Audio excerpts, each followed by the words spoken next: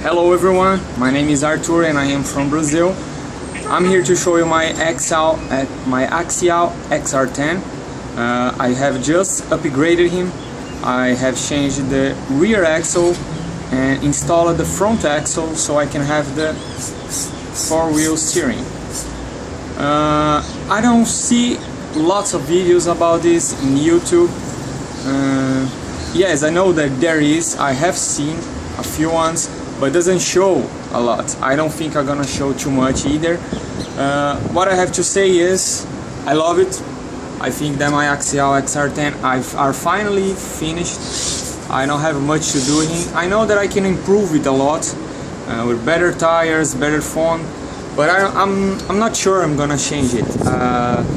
The nickname that my friends gave it to him is Axial Monkey, because it can climb everything that I throw it in. Let me show you. I'm using an MOA or Airtronics in the USA MT-4. This one has telemetry. There's a lot of features on this one, including the four-wheel steering mix. I have to show here how I did it. You can see that my screen has a backlight. First of all, I had to assign a key that I used the trims. We have 4 trims here. Trim 1, 2, 3 in here and 4 here. I'm using the trim 3 to use the auxiliary 2. The auxiliary 2 is the same as channel 4 and auxiliary 1 is the channel 3. So I have put it on the trim button number 3, and then I have used the switch. We have 2 switches. I have used this switch in here to toggle on and off the auxiliary 2, the channel 4. Here we go. And another change that I had to do is the auxiliary type. On the channel 3 I use the front and rear bias. Front and rear bias. And on the channel 4 I set this as four-wheel steering mix. How does this work?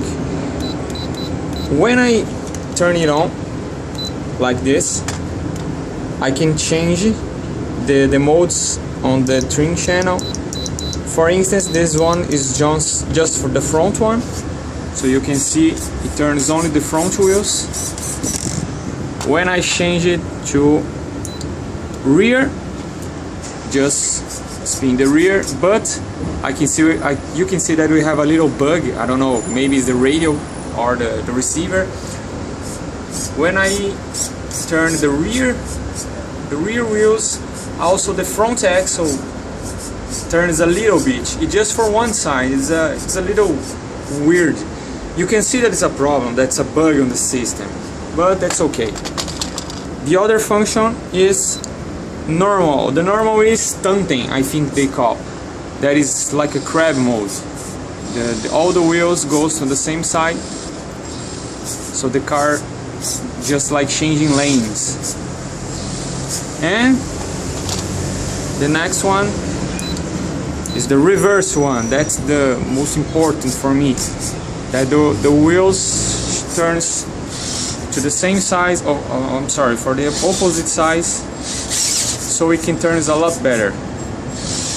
I know that for crawlers, maybe some categories that's not allowed to do in competitions. That's why I have this also.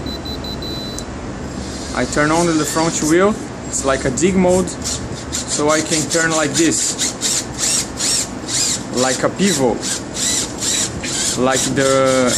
just like the rear wheels. You can see that it's not moving, so it acts like a pivot, and the front axles go around it. That's another option that I did using this. It's on the 4 trim. You can see that I put a step, 25 step. So 1 click is 25, 2 clicks 50%, 3 clicks 75, and 100. It's faster like this, so I don't have to 1, 2, 3, 4, 10 times, 20 times, 100 times. But for the steering I can't do that. For this mix, like reverse, tandem, rear and front, you have to use one step only. I'm gonna show it here. Here you do the step. On auxiliary 1, that's channel 3, I have 25 step. Auxiliary 2, I have 1.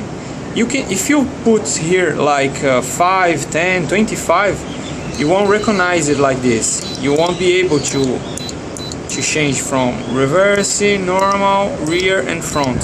So you won't work properly. And you can see here on the screen what's going on. Just on the front, steering only, rear one only, auxiliary 2, tandem, normal one, both from the same side, and the reverse, the opposite side, just like this. And pushing this, turn it off, just the front one again. I love it. I love it even more, my radio. I really like this radio. I was trying to do this on the GT3C. I did it. That's not a problem to do with the hacked one, but I don't know. It's a very nice car to use a cheap radio. But one thing for me is for sure, you don't have to do all this. Let me put it this way. The function only to change the rear one, I'll probably never use it. Yeah, I really think so. I'll probably never use. I think I'm gonna use almost all the time the 4 wheels, changing opposite, and this one. I'll probably never use it again, just the front one. I think if I would be on a competition that is not allowed to turn the rear wheels, I would use only the front one. But I'm not a competitor. I don't do this for race or for competition, just for fun. So this is it. I had to change the whole rear axle. You can see that the rear axle is exactly like the front axle. I'm sorry. You have the steering rod right here. It's the whole system, just like as the front one. I had to purchase all the parts except for the internal gears, that is the same, but I had to change one shaft that holds one of the gears in here. And one thing that I missed, but I could use it, is the rear plate that holds the servo. You know, when you're using the XR10, just like factory, it has a plate in here, but it doesn't. It's not made for use with the front axle. So it's like we call gambiarra right here. But soon I'll purchase like one in the front, and my XR10 will be, I think, all the best upgrades I can use it. I'm using a 3S cell, LiPo cell in here, but I don't intend to use it always. I like 2S, and I'm using also the Novak M2 system. I'm not using 2S ESCs. You can have this for the XR10, but only if you have a nice radio, just like this one.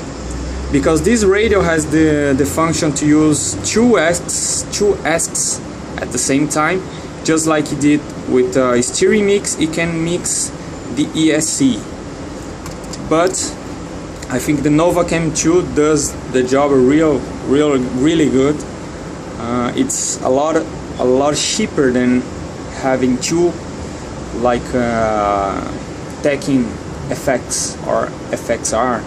That only one ASC is more expensive than M2 from Novak. So this is my setup. I know that's not beautiful. This car is a very hard car to work on. We have a limited space to do everything, but here we go guys. I hope you like it, and I'm sorry for my bad English. Bye bye.